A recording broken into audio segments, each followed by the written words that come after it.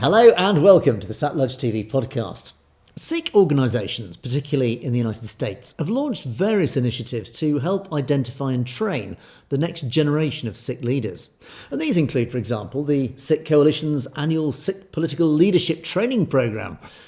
But to mould that raw material of a young Sikh mind into something that is both powerful and effective, several critical skills are required. And in this special series of 3 podcasts, we're going to explore 2 key areas, those of critical thinking and the art of compromise. And in the third and final part, we'll then combine these 2 skills and how they can be applied through a blueprint designed to produce ethical and successful Sikh leadership for the future. So to start us off with our discussion today about critical thinking, I'm joined by a regular guest, Dr. Gurinder Singh Grewal, MD. Dr. Grewal, welcome. Thank you for joining us once again. Good morning, Angus. Waheguru Ji Ka Khalsa, Waheguru Ji Ki Fateh. Thanks for having me. I think this is an important discussion. So, critical thinking is very, very important. So, I think this is something the Sikh youth leadership must learn. Okay, there are actually many places to read more than what we're talking. There's also Institute of Critical Thinking in the US, which puts up small booklets and more literature, which costs only, very minimum. And I think some of them may be free on the internet. I think I will request our listeners and people watching to pursue that and learn more. So there are about 10 points we will explore. What is important in critical thinking principles, okay? Examine ideas carefully instead of accepting them blindly, okay? Have mutual respect for Sikh youth to have separate identity and leadership qualities, practical steps, and our call to action. So let's go to the 10 points, okay? Question assumptions. When some information comes in front of you, don't assume that you know it and it's true. Because of this social media, a lot of good and bad things are available. So challenge belief and ask why. So ask why this information is coming to you and don't accept just on face value, okay? One way to check is, I think some of the AI program like ChatGPT, something comes and you can post it there and say, tell me if it's true or false, and you will most likely get some answer, okay? Seek understanding, go beyond the surface, pursue the deeper meaning behind the idea. True knowledge lives beneath the first impression. So when you read a newspaper or something, see what is behind the story. Try to find that before you get convinced that whatever presented is true. Consider multiple perspectives. Embrace diverse viewpoints. Approach every issue with an open mind. Truth is rarely found in a single vantage point, okay? Especially now because of explosion of the social media. Cultivate intellectual humility, know your limits, knowledge the boundaries of your own knowledge. Wisdom begins where certainty ends, okay? More we know, more we read, more we think we know, we also learn that we know very little. So just have humility, okay? Distinguish facts from the opinion. Proven versus believed. Separate what is supported by evidence from what is shaped by personal belief or bias. Some of the things we may have learned and we have made our bias that this is true, but exploring it further, not only we learn, we shape our future by correcting our biases. Okay. So next one. Embrace complexity. Recognize that most issues are nuanced and multifaceted. Resist oversimplification. Okay. Foster a growth mindset. View challenge as opportunities to learn and evolve. Every setback holds a lesson. So every disaster gives you another opportunity. Try to understand and seek the opportunity. Reflect on your thinking. Regularly examine your own reasoning process. Metacognition makes you a sharper thinker. Okay. The thinking should change with the evidence. We shouldn't just make a permanent attitude that this is the path we are going to pursue. Build on prior knowledge. Connect new ideas to what you really know. Strong thinking is built on solid foundation. Apply critical thinking to real life. Use these skills to make thoughtful decisions in your own community, your faith, and your world. So these are the 10 simple points. You build your innovation balance and in a democratic society. So if you apply these 10 principles, I think you can learn whatever the information is given to you, what it means. I think it's a very important message for people young and old. If you have not read this kind of information, log on to Institute of Critical Thinking. They're not necessarily focusing on our issues, but they are educating you more in general. And I think this is a very important thing for us to learn. I think, Dr. Grail, if I may just jump in there, reading these Yes. 10 core principles, actually, when you look through them, they're all pretty common sense. They're all pretty obvious if you think about it, but most people don't think about it. So it is actually interesting when you set these things out and you train a young future leader in just to apply these very basic principles, they're immediately lifting themselves above the average person, immediately, just by these simple 10 principles. Yes. If you have intuition and you learn these things, I'll give you one example, not a criticism, just a learning point, okay? Some friends put on their video that Pandit Nehru, the Prime Minister of India, offered Master Tara Singh a Khalistan, and he said no. Right away, I think when I saw that, my first thing was, this is not possible. This Pandit Nehru never accepted the state basis on Punjabi language, how he was going to offer Khalistan. And I have read a few books written by him. Colonel G.V. Singh, my friend, read thousands and thousands of pages on Nehru and by Nehru. And I asked him, he said, I've never heard of anything like that. I never read anything like that. So, somebody may be ignorant and just believing whatever they read and perpetuating that to the public. But think this, then I asked them questions. So what did you read? So the Nehru asked, and they interpret ask as offered. Ask is not offering. If you have a higher status in conversation, asking can be intimidating process. I don't know what actually happened. Because I don't believe anything like that could ever happen from a prime minister who even would not accept Punjabi state. How would he offer a Khalistan? So, something like that. I'm not criticizing anybody. I'm just discussing for my friends. This is how I improve myself. And still, improvement is a continuous. I think these points can be very useful. If it's not fitting into your common sense, before you make a big issue of that, explore it, read more, and learn more.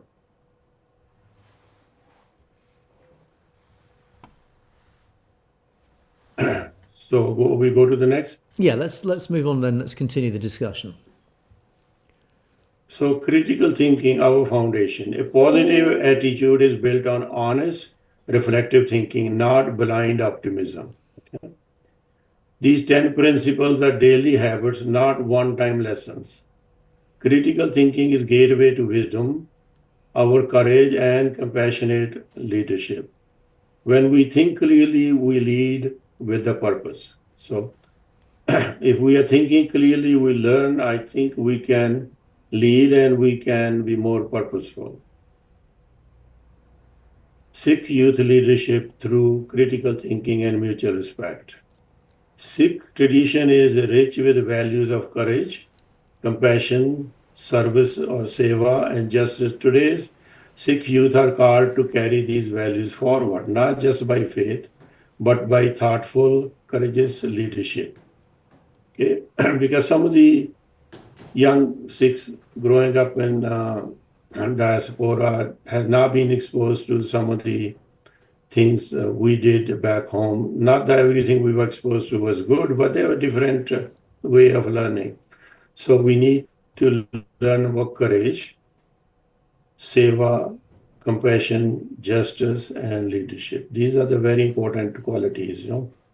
So to develop all these, I think we have to have critical thinking. The information coming to us, we should be analyzed is good for us, good for our community, good for humanity, or it is leading us to a wrong path.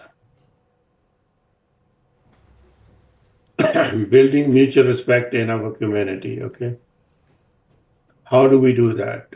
Respect is the foundation of Sikh leadership rooted in Ek Onkar, one creator. So if we are part of one creator, then we should be also listening to the other person, active listening, okay? Truly hear others before responding. I was watching some video discussion. There was an elderly gentleman sitting quietly, and other people are giving their views, okay? When everybody finished, he stood up with a folded hand. He said, Khalsa ji, if you give me permission, can I speak? I think that's the kind of attitude we need. We should listen actively before responding. Empathy first. Seek on understanding different and lived experience. Seva in action. Service build bridges across all divides. You know, that's what that organization in England is doing, right? Going to all places where there's a disaster and serving the humanity, okay? Lead by example.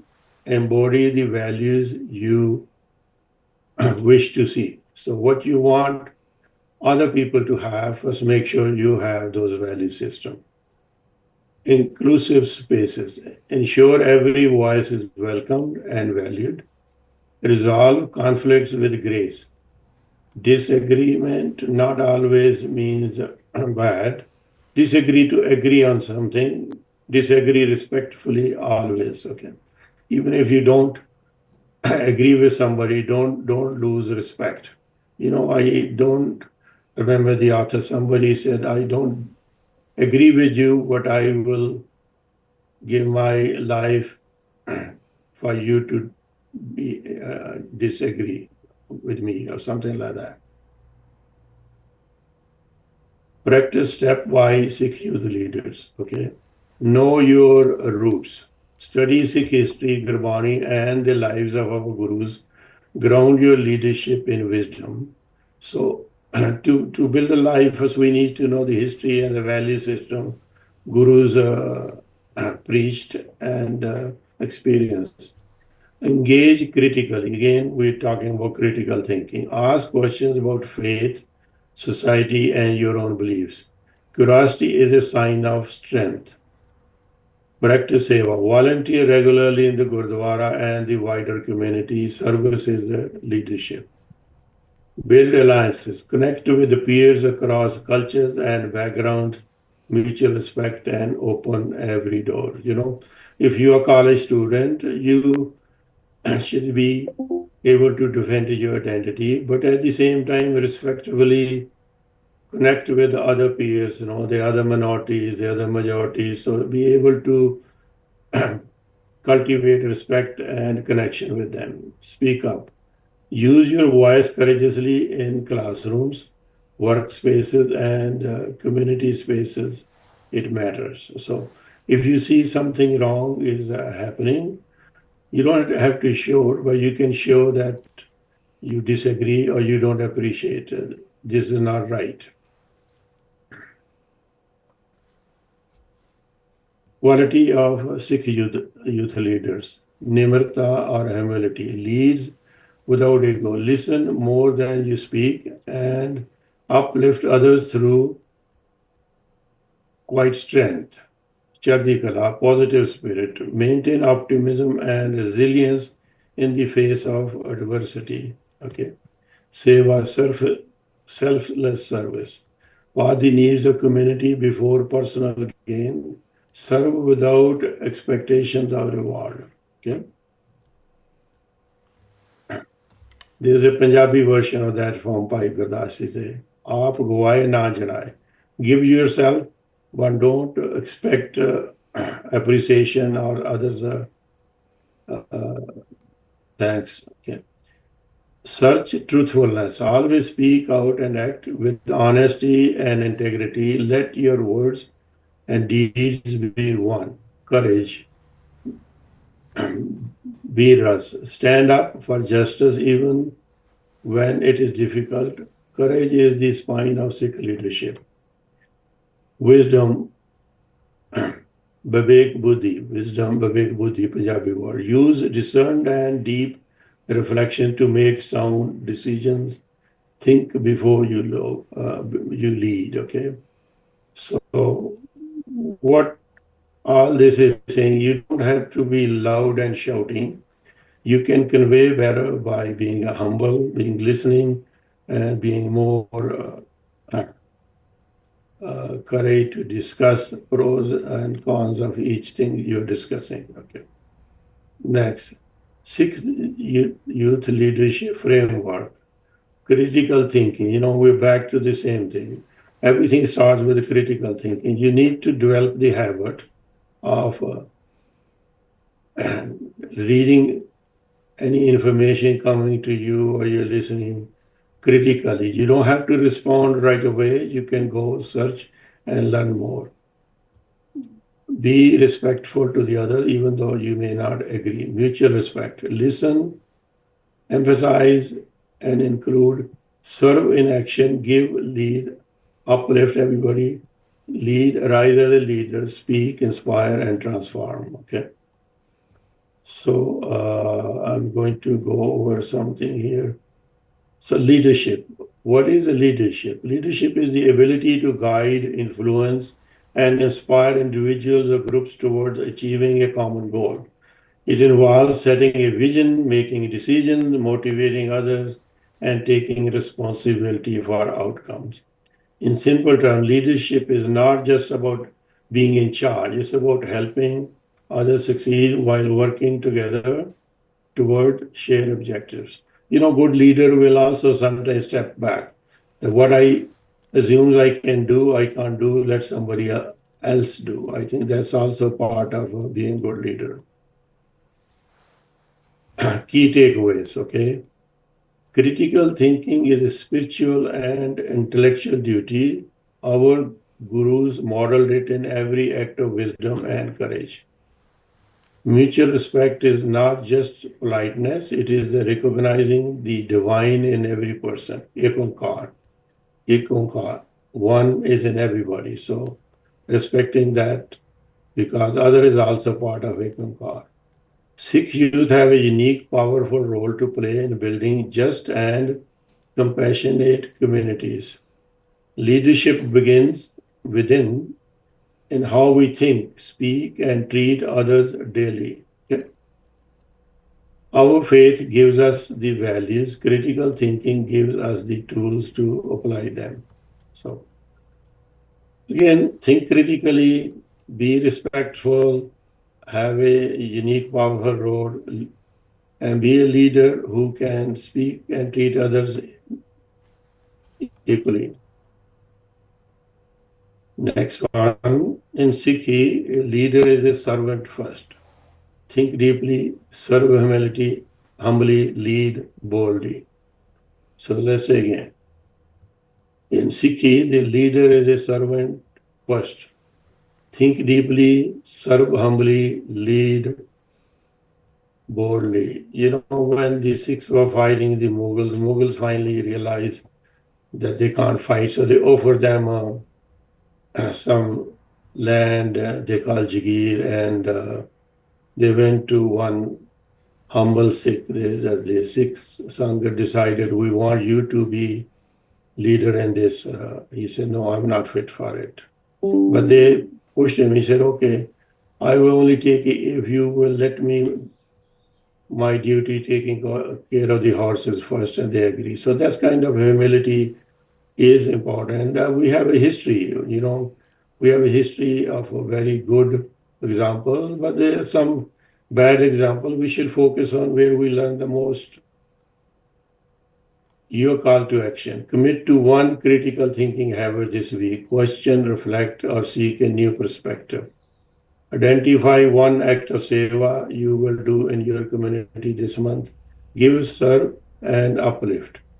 Vaheguru Ji ka Khalsa, Vaheguru Ji Fateh. The Khalsa belongs to God, victory belongs to God. So don't worry about your actions. So everything belongs to the God. You just play your role. I think I prepared for this part. If you have any question, Angus, we can discuss more. Yeah, I think what strikes me very heavily with this discussion is, of course, there is the combination of what I would call hard skills and soft skills. And it's very interesting that you've really brought out the soft skills element and how important those are.